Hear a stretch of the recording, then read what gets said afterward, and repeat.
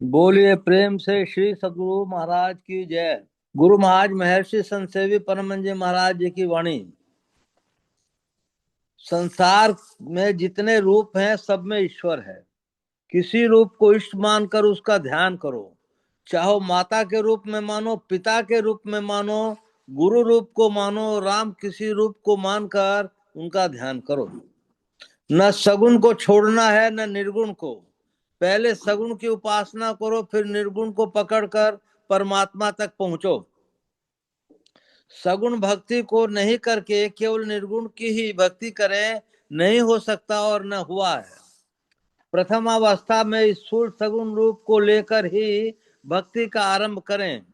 स्थूल सगुण रूप के लिए आप किसी अवतारी राम रूप, कृष्ण, शिव आदि देवता, देवी, गुरु, पिता आदि किसी एक को लेकर आरंभ करो। एक पंडित ने मुझसे पूछा कि आप प्रतिमा को मानते हैं कि नहीं। मैंने कहा कि मानता भी हूं और नहीं भी मानता हूं। ध्यान करने के लिए प्रतिमा को मानता हूं और मेला लगाकर पैसा कमाने के लिए नहीं। शरीरधारी भगवान और उसमें व्यापक भगवान दोनों को जानिए।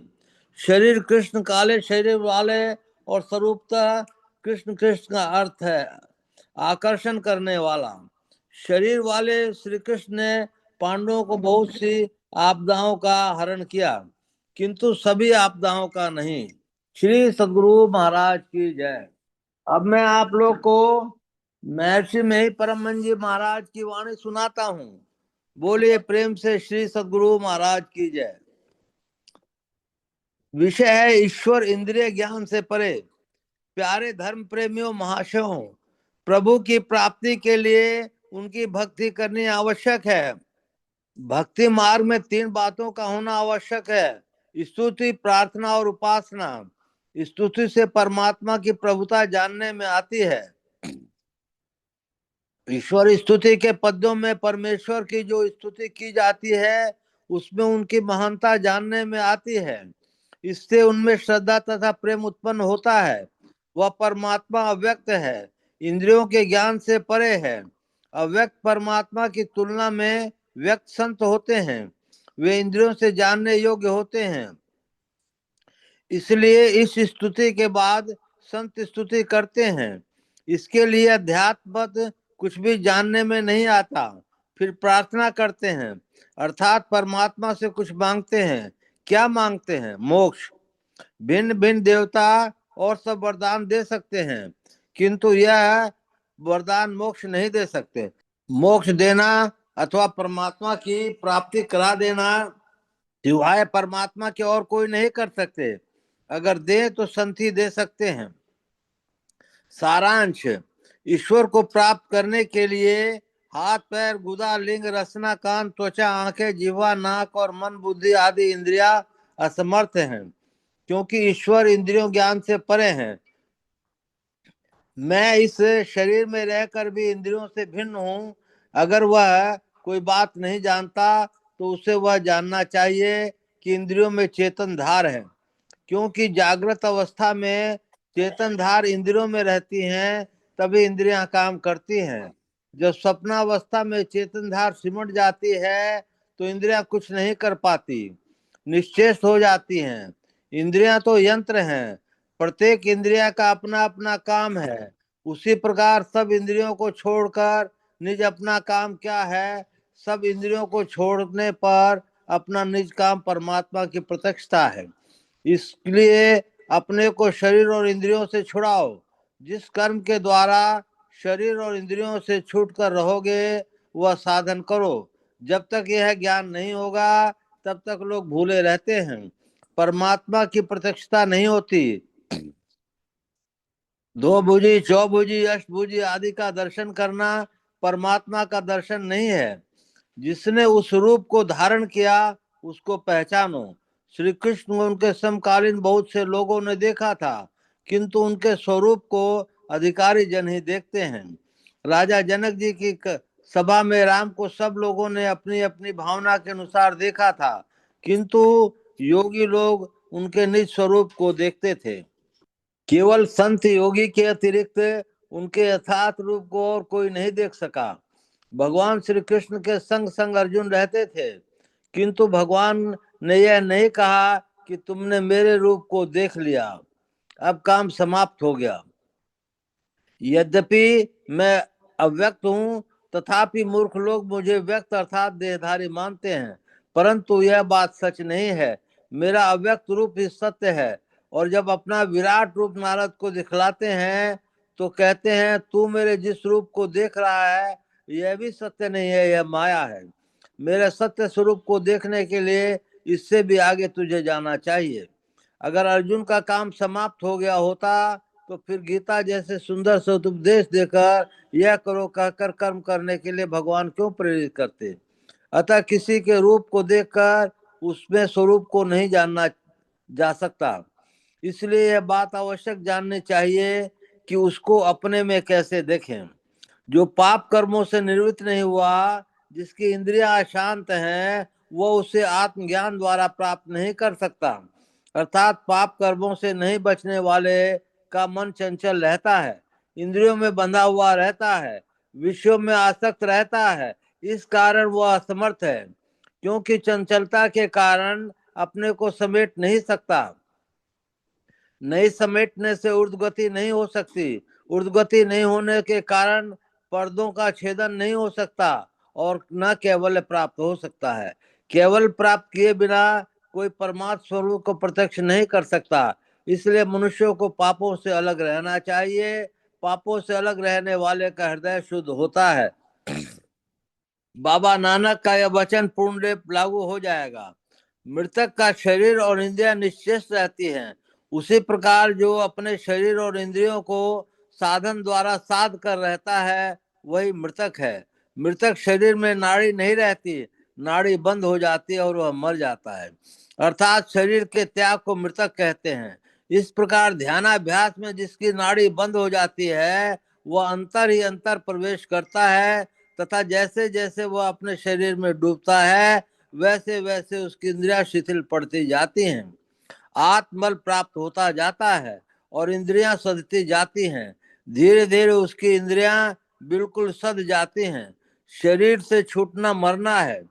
जो स्थूल शरीर से सूक्ष्म में तथा सूक्ष्म से कारण में एवं प्रकार से साधना द्वारा सब शरीरों को छोड़ देता है वह पूरा मरा हुआ है।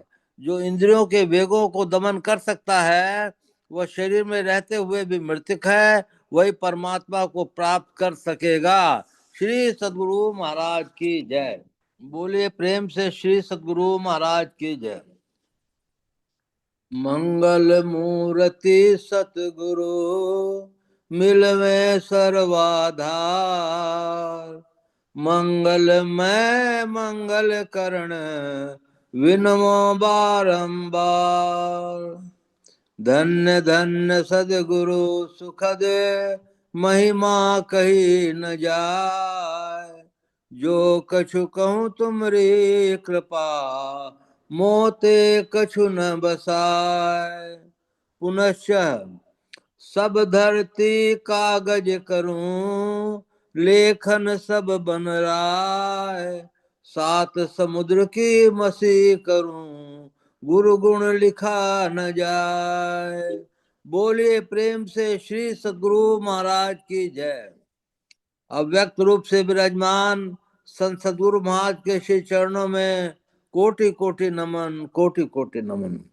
अव्यक्त रूप से विराजमान संत सद्गुरु महर्षि संत सेवी परम जी महाराज के श्री चरणों में कोटि कोटि नमन, कोटि कोटि नमन। उपस्थित अत्यंत भाग्यशाली सदात्माओं, आप सबको शत शत नमन, सहस्त्र सहस्त्र नमन।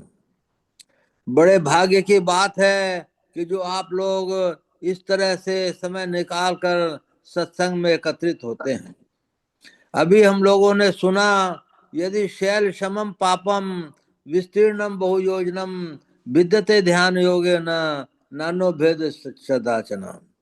उसके पहले स्तुति प्रार्थना में लगभग सब चीज आ जाती हैं। बाद में हम लोगों ने हुजूर का पाठ सुना और फिर गुरु महाराज का पाठ भी सुना। हम लोगों ने हुजूर के पाठ में ये समझ में आया कि जो व्यक्त तत्व है उसका और व्यक्त तत्व दोनों दोनों को को देखना देखना होगा। होगा। हेलो, कोई कुछ बोल रहे हैं क्या? व्यक्त तत्व है और अव्यक्त तत्व है, दोनों को जानना होगा। नहीं तो भगवान श्री कृष्ण भी आए लेकिन अर्जुन उनके सही रूप को नहीं पहचान सका। जो रूप दिखाया गया वो भी सही रूप उनका असली रूप नहीं था। तो हम लोगों को असली रूप को पहचानना है।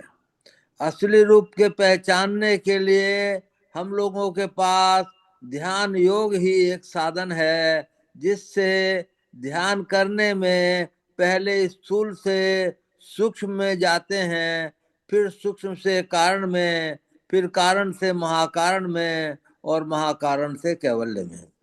अब इतनी लंबी चौड़ी बात मैं कह गया, लेकिन स्थूल से सूक्ष्म में जाना भी जो जानते हैं वो भी कुछ मृतक होके रहते हैं। मृतक होना मतलब अपनी चेतन धाराओं को समेट करके रहते हैं। फिर सूक्ष्म स्थूल से सूक्ष्म में, और सूक्ष्म से फिर और आगे आगे आगे जाना होता है। हम लोगों को इस क्रिया को करने के लिए अपने को बहुत शुद्ध रखना पड़ेगा, बहुत ज्यादा शुद्ध रखना पड़ेगा। और शुद्ध रखते हुए अपने को समय बांट बांट कर करके सब काम करना पड़ेगा। हम लोग एक सत्संगी हैं, वो अभी भी हैं, मैं जानता हूँ, नाम कोट नहीं करूंगा। जब भी वो स्तुति प्रार्थना करने बैठते हैं तो वो जो है गुरु महाराज का कुप्पा घाट में दोनों रूप, बड़े गुरु महाराज का और हुजूर का साफ साफ देखते हैं। मैं उनको इतना भाग्यवान मानता हूँ, लेकिन मैंने इनको कहा नहीं कि तुम बहुत भाग्यवान हो, कारण कि वो कहीं अहम में नहीं आ जावे। इसी तरह बहुत से साधक हैं जो 6 6 घंटे बैठते हैं, 4 4 घंटे बैठते हैं। उनको मैं क्या कहूँ, कितने के लिए मैं ये करूँ कि वो कितने भाग्यशाली हैं। हम लोगों को ये जो है सत्संग मिल रहा है, इसमें मैं आप सब लोगों की बहुत बहुत सराहना करता हूँ।